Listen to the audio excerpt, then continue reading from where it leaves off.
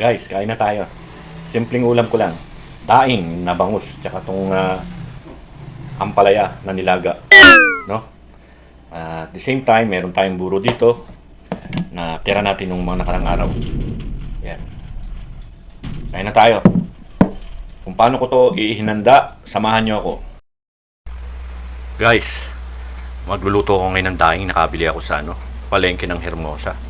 Parang nabitin ako kanina dun sa fried chicken, wala na rin. Oo, kasi puro back ribs yun Kaya parang kulang, no? Eto, magluluto tayo for dinner, no?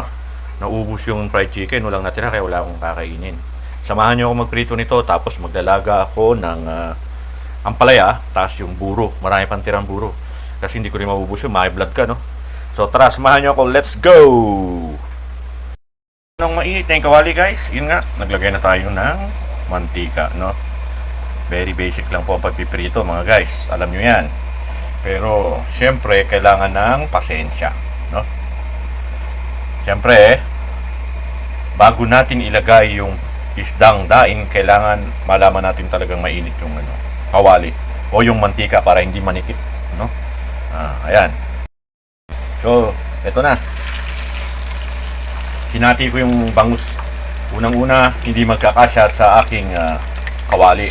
Kasi yung malalaki, masyadong malaki at maraming mantikang magagamit. Ito, ayos lang tong ganito.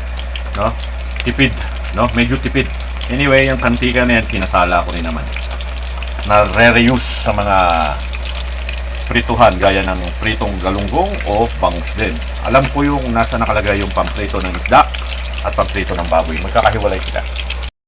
Siyempre guys, tatakpan nyo rin, no? Para hindi magtalisikan yung mantika. Basic lang yan guys, no? Huwag kayong magagalit. Pero I just keep on reminding you all para doon sa hindi pa nakakaalam. Itong vlog na to dumasa kanyang feed. May matututunan siya sa akin. Okay. Medyo ingat lang po kayo sa pagbabaliktad. Kasi palamsik ka, no? Ayan ang problema dyan. Matilamsik.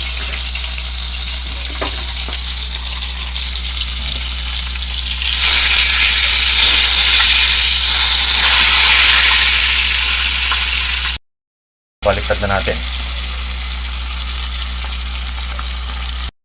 Ilagay itong isa. Kaya lang talagang makikipot Kaya kuha natin ng paraan.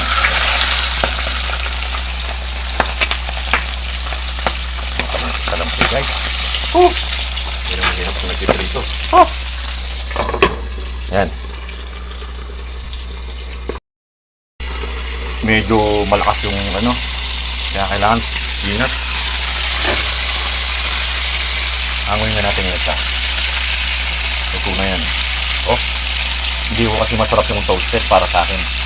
Kaya, pasensya na kayo kung ito ang gusto ko. No?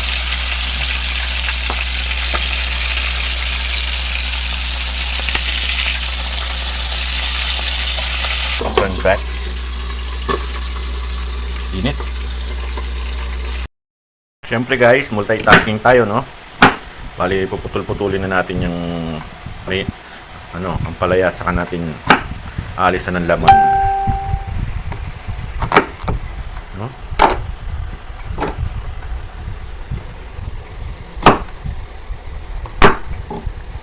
Tinatamad ako mag-set ng tripod, kaya isang kamay lang. Nahihilo ko guys Iba na to, mukhang nagpaparamdam na sigat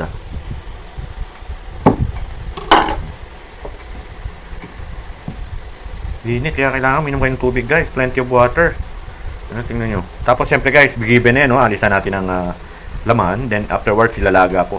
Mahilig ako sa ganyang klaseng pagkain. Which is, I believe, is healthy naman. Dahil sasawsaw ko dun sa buro. Nga lang, huwag kayong susobra sa buro. Yun nga, nakaka-high blood yun, no? Tara, let's go! Hanguin na natin yan. Saka natin di-drain. Maraming mantika guys. No? Ayan. Tapos yun nilalagay guys, no? Inabili ko sa Shopee. Ayan, pinagprituan ng isda yan. Pag alam ko pinagprituan ng isda, lalagay ko sa isang garapon na pangprito lang ng isda. Para hindi malansa kung baboy ang lulutuin mo. Kung baboy, baboy lang. Kung isda, isda lang, na? Sabi ni Tekla. So ayan guys, hindi ko na pinakita kung paano ko inalis yung laman. Bali ganyan lang, ilalagay ko sa tubig. No? Malinis po yan, kalalagay lang ng nabasa. Tapos, syempre sasalang ko yan. Guys, pagkapirito ng bangus, ayan na. Lalagyan natin ng konting asin para may konting lasa. Yan, konti na. Ayos na yan. Sapat na yan. Malagyan lang ng justification yung lasa ko. Ang lasa ko pala. No? Tapos pagkulo niyan, kakain na ako guys. Samahan nyo ako hanggang sa dulo. Salamat nga po pala sa walang sawa nyong suporta sa nanunood po ng aking maiksing vlog. Which is, ang layunin nga lamang po ay maghatid ng tuwa at saya sa mga nalulumbay. No? Thanks for watching. See you on my next video. Rock and roll. Siyempre may sausawan din ako dito na mayroong sili. No? Kain na tayo.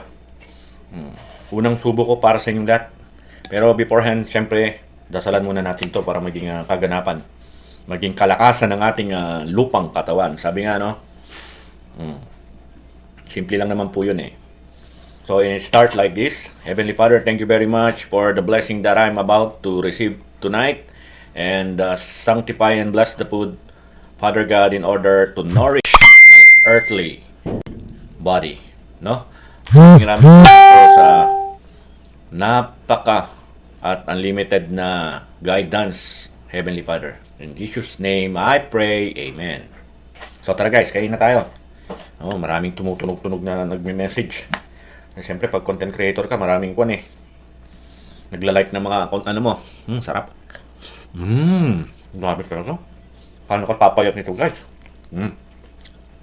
Every now and then, ang message nyo, eat well Lodi, eat well idol.